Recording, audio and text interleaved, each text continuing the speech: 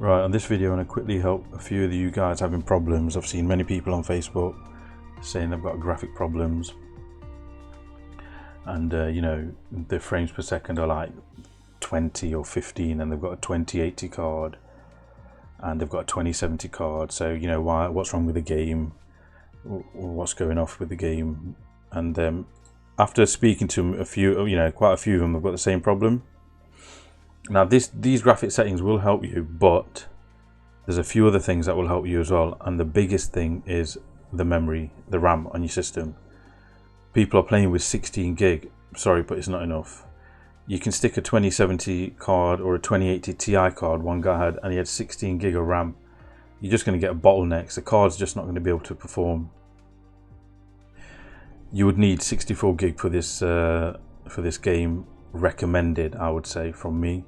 Not sure what the Microsoft recommend, but this is from my own experience. I've got two systems, a laptop, an Asus ROG laptop, 64 gig, and I built this system with 64 gig. I can upgrade this to 128, but I built it to 64. And when I purchased the 64 gig and I was telling the guy it's for a gaming machine, he was laughing and saying, no, you won't need 64 gig for any gaming machine unless you're playing flight sims, he said. And I was like, yeah, that's what I'm doing, playing flight sims. And he was like, oh, okay, then 64 gigs is going to be you know, a good purchase. So get 64 and you're going to find out it's going to help you loads. And the other thing is, I mean, I'm running a 10900K chip, but CPU wise, I think any i9 is going to be decent, but your memory is going to make a massive difference. And the other thing that's going to make a massive difference is your hard drive. So I was playing this game with an SSD, a 1TB SSD, and it was running okay, but on my motherboard there's an option to have an M.2 drive, and I was a bit lazy when making this system. I thought, you know, I'm not sure what an M.2 drive is, I'll just leave it, this SSD will do. But after I was reading how to increase my performance on this game, you know, I did come across a few articles that said M.2 drives can be 10 to 20 times faster than an actual SSD drive. So I thought, alright, let me try it. So when I got the actual M.2 drive, for a start, I didn't even think of it, you know, it would look like that. It's just a RAM chip. So these drives actually just look like a, you know, piece of memory, like a RAM chip. Stuck it on my board and I had a 10 to 20 times increase in performance on my system anyway. It definitely helped me loads.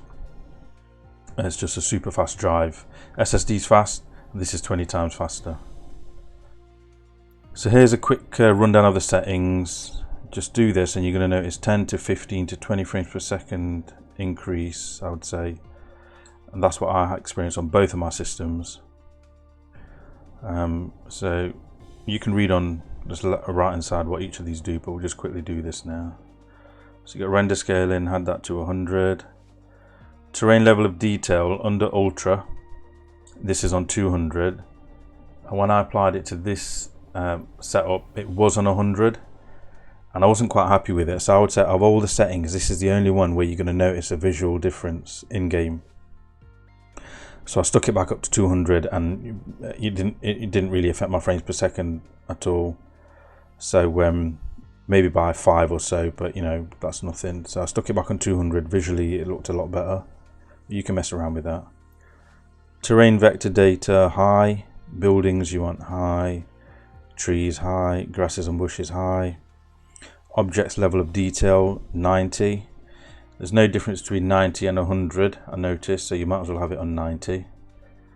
Volumetric clouds high, texture resolution high, anisotropic filtering times 8, texture super sampling 2 times 2, texture synthesis high, water waves high, shadow maps 1024.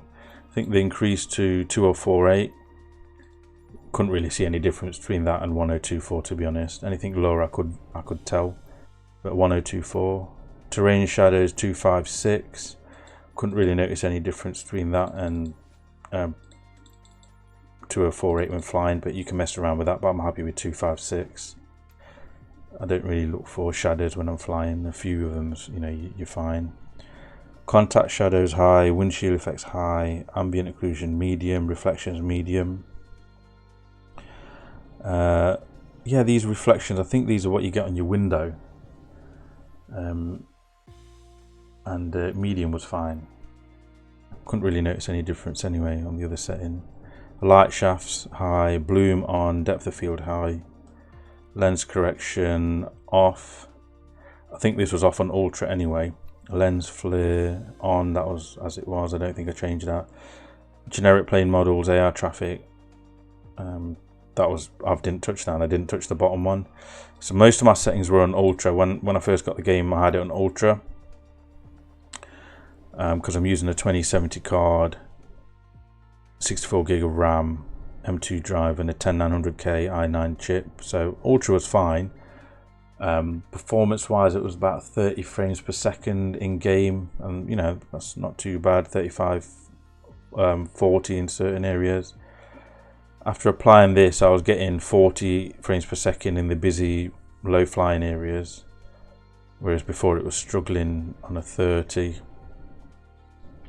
But this is definitely going to increase your frames per second, and you're not going to have much of a visual difference playing the game.